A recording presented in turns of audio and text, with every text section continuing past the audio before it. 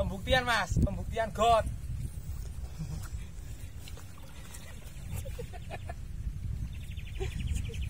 Nek kono malah moro jeru lho. Dalamnya segini, Lur.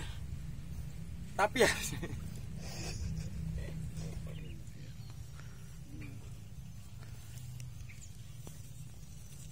Oke, ken. Nggih. Oke, kulone nambah Ken. kulone pas lho. Oke, ken.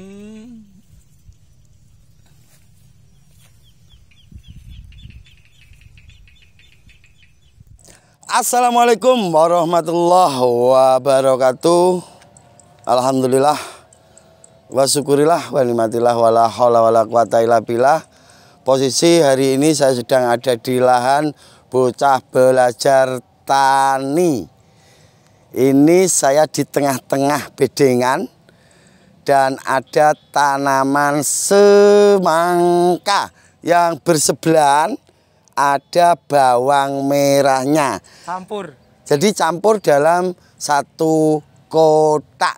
Di sini kita akan membahas tentang tanaman bawang merah yang bersampingan atau yang berdampingan dengan tanaman horti yang lainnya yang daunnya lebar, yang cenderung rata-rata tanaman horti yang daunnya lebar itu gampang terserang Grandong. trip dan lain-lainnya. Jadi di sini Gusman Bojonegoro menyarankan jangan tanam seperti semangka, terong atau labu itu berdampingan dengan bawang merah. Makanya saya itu selalu bilang jangan jadi satu lokasi tanam bawang merah dengan melon seperti itu. Cenderung karena nanti jika melon itu terserang penyakit, maka bawang merah pun akan terkendala, kena imbasnya. Jamurnya sama. Jadi untuk teman-teman ini pemberitahuan ke para pemula, bukan ke para senior. Kalau para senior mau tanam apapun bebas, mau tanam terong bawahnya dikasih bawang merah pun bebas. Tapi ini untuk pembelajaran pemula, usahakan bedakan bedengannya. Jangan satu bedeng seperti milik Mas Dwi ini, karena nanti akan muncul masalah. Kalau Mas Dwi sudah benar-benar sangat teliti dan dia pengen mencoba gimana caranya merawat bawang merah yang satu lokasi dengan semangka. Ini contoh kecil aja guys. Bawang merah ini gotnya airnya full. Padahal ini mestinya saya haramkan tanam bawang merah yang airnya full di got. Cenderung akan kedatangan jamur.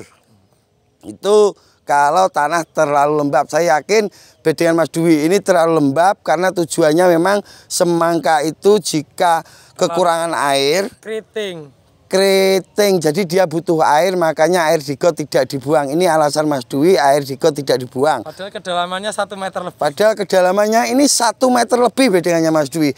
Saya hanya menjelaskan jangan tanam bawang merah itu berdampingan dengan terong, melon, semangka, labu. Itu usahakan jangan.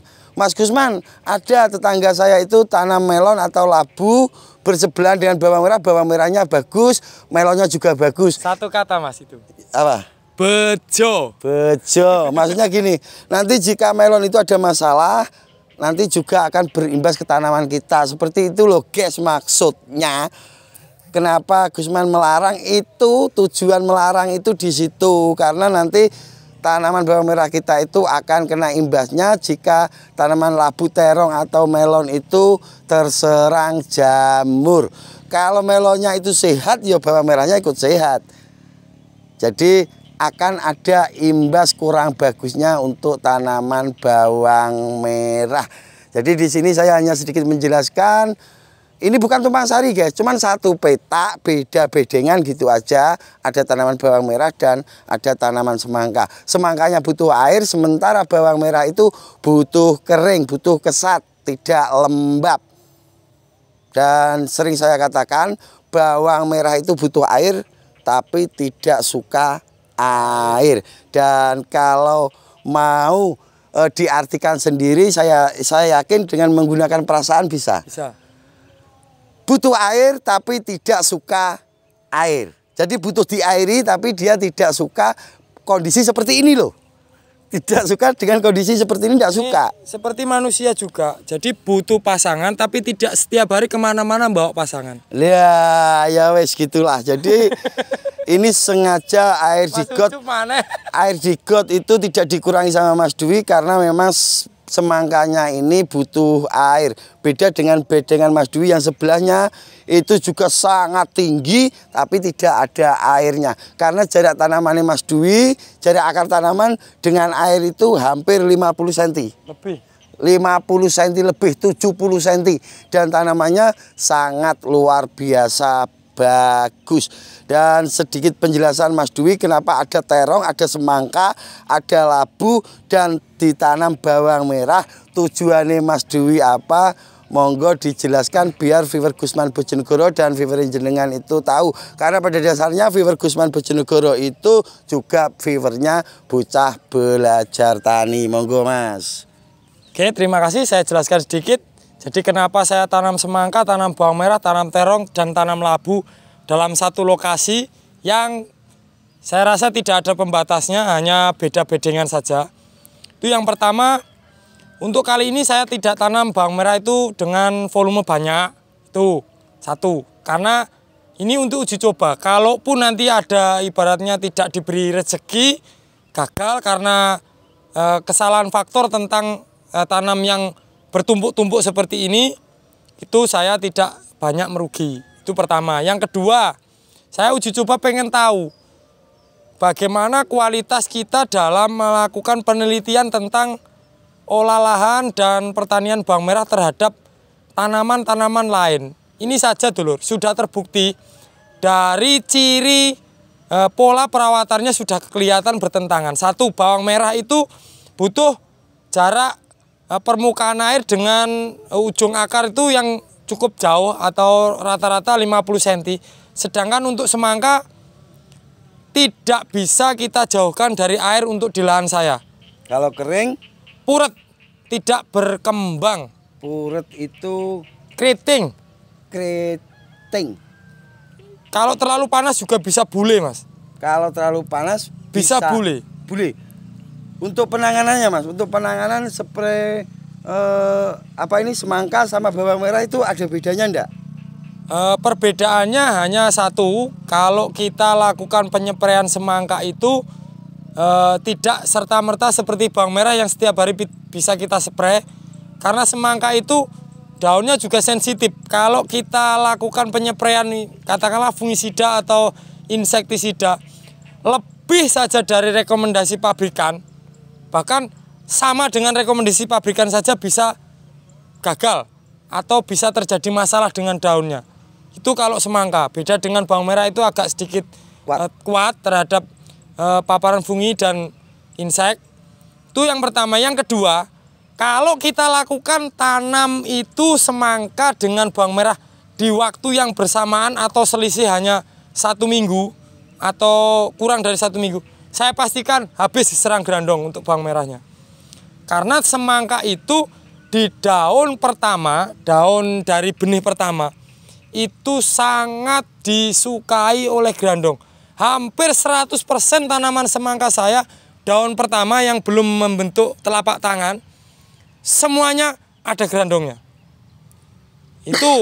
Itu sekarang sudah terbukti. Jadi saya lakukan penanaman ini, padahal di lahan saya ini, notabene di wilayah saya ini untuk grandong itu sebenarnya sangat minim sekali dulu. Karena jarang untuk pertanian horti, rata-rata pertanian pangan. Rata-rata tanaman pangan. Pangan, ya. Kalau di sini ulat, ini sentra, karena rata-rata padi itu tempatnya ngengat. Betul. Nah itu Mas Gusman, seperti itu. Oke, terima kasih untuk Bocah Belajar Tani sudah sedikit menjelaskan. Saya rasa teman-teman paham apa yang harus dilakukan. Yang setuju, monggo. Yang tidak setuju langsung komen di kolom komentar. Jadi nanti tetap akan dijawab oleh Mas Yusuf Wijayanto. Karena pada dasarnya tidak ada yang menggurui di sini. Setuju dengan kita monggo, tidak setuju silahkan mampir ke channel Bocah Belajar Tani. Silahkan mampir ke channel Bocah Belajar Tani. Dan yang tidak terima ke sini, glut. Ojo lah. Bercanda guys, bercanda. Jadi penjelasan Mas Dwi tadi singkat, padat, dan sangat berisi. Beliau juga berpikiran sama dengan saya. Tadi bilang daun pertama dari semangka itu sangat disukai oleh grandong. Sementara jika kita tanam bawang merah di sampingnya, maka bawang merah itu pun akan terimbas oleh serangan liromisa atau grandong. Nanti bisa disut Mas, masih ada ya nanti kita shoot. Jadi biar teman-teman itu paham. Kadang kan teman-teman tidak paham. Loh, tiba-tiba kok gini, wong meloni tetangga saya itu kresek, kok tiba-tiba bawang merah saya juga beginilah. Itu kena imbasnya Mas. Jadi rata-rata petani biasanya melon bersandingan dengan bawang merah. Usahakan dipisah Mas. Rata-rata petani Tuban yang wilayah Tambak Boyo seperti itu Mas? Iya seperti itu. Jadi kalaupun tidak dipisah harus teliti. Kalau melonnya benar-benar sehat, bawang merahnya pun juga akan ikut sehat. Jadi ini sedikit penjelasan dari kita berdua. Jadi kita sering sharing bareng sama Bocah Belajar Tani untuk membahas khususnya budidaya bawang merah untuk kedepannya gimana cara mereduksi atau mengurangi biaya produksi tapi membuat tanaman kita itu nanti panenannya bisa maksimal. Kita akan membuat terobosan-terobosan baru dan itu bukan asal-asalan karena kita akan sharing ke master-master di luar kota Bojonegoro dan luar kota Tuban. Gusman Bojonegoro akan selalu sidak lahan dan sharing bareng dengan para master-master atau petani-petani bawang merah di semua kota yang ada di wilayah Jawa. Dan nanti juga akan diikuti oleh Bocah Belajar Tani. Seperti itu Mas ya? Jadi itu sedikit penjelasan dari kita berdua. Saya Gusman Bojonegoro, berikut Bocah Belajar Tani dan sang kameramen Yusuf Wijayanto. Sang bujang lapuk. Mohon maaf yang sebesar-besarnya. Wabillahi taufik walhidayah wa ridho wal inayah. Assalamualaikum warahmatullahi wabarakatuh.